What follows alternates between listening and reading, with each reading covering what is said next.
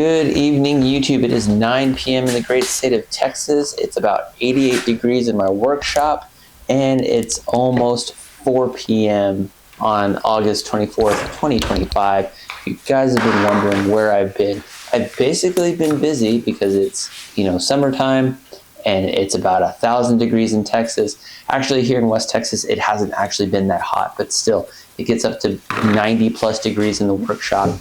And I just haven't had time to do anything. Been traveling a little bit, multiple jobs. Trying to get into the workshop to make anything has kind of been difficult to do recently. So I had some time today. I am making something out of Spanish cedar. But I say it on this channel all the time. If you guys have seen me make one bowl, you kind of have seen me make them all. So this is just more archival footage of me going back later in life and watching some of these videos. That's kind of why I do this as well. It's fun going back and watching the stuff that you made way back in the day versus the stuff that I make now. So 10 years from now, I'll go back and watch this video and go, hey, I remember making that bowl, because it's documented on film, which kind of got me thinking a little bit as well, because I haven't made videos in a couple of weeks. And I think probably what's going to happen, given how the world is like eventually, I think people that make authentic YouTube videos, like actual YouTube videos, we're probably going to be dinosaurs here pretty soon, because everything is pretty much going to be AI. You can already go online and watch all these AI generated YouTube videos using ChatGPT and other AI platforms. And pretty soon, probably, us woodworkers that do woodworking for real will probably be an anomaly, because it's so easy, I guess, just to go into AI and say, hey, make me a 5-minute video of woodworking a bowl using Spanish cedar. And pretty soon the AI is going to become so good, you won't even be able to tell the difference. But good thing for me, I'm 42 years old and I'm not very good with technology.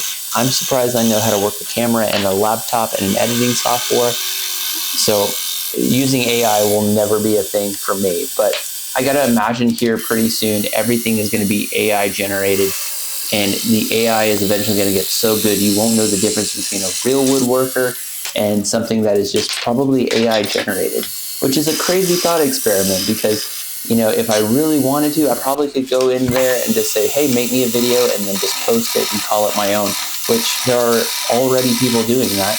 So that's just a crazy thought experiment. But everything I make on the channel is always handcrafted by me. So at least for the foreseeable future, I get in the workshop and make bowls whenever I have the time, or make a table, or make a pen, or make something. Because if you just AI generate it, it's not very fun to do that. But in the world we live in, where everything is, kind of crazy online with the stuff you can do with technology, I guess, if you don't know the difference, what's the difference between me making it and AI making it? I guess that human touch is always something that's important. It's kind of why I like woodworking, because it's got that human touch of it. You can always tell something that's handcrafted versus something that was like machine made, that quality or that just, piece of whatever it is. You can just usually tell something that was made by a machine versus something that's got that, human hand that you can tell was made by a person. And I think that'll be something that'll never go away. I think there will always be an appreciation for like handmade stuff versus something that was made by a machine. But just like a cool thought experiment. I wonder if any other woodworkers out there, or any other creatives, whether you do like pottery or woodworking, or making art, drawing, and stuff like that, if people would just eventually become obsessed with AI so much that, the human touch will just completely be removed, which I don't think that'll be a thing ever, where the human hand is completely removed. It's just, that's what makes some of this, that's what makes it fun, is like a person made this. Like, that's kind of crazy. So just something to think about, but random thoughts on a Sunday. But video's going pretty good. The bowl's coming together really nice. The wood grain looks really cool. So just like I said, if you guys have seen me make one of these bowls, you kind of have seen me make them all. But I'm going to get the wood shop cleaned up and then check this out after the sanding, because sanding, in spite of that being just not fun, still got to get it done. So here in a second, when we're done, we went from 80 grit to 120 to 180. and then we're going to polish it, and then you get to see the wood grain just really, pop. It makes it really fun. So hope you guys are enjoying this week's video.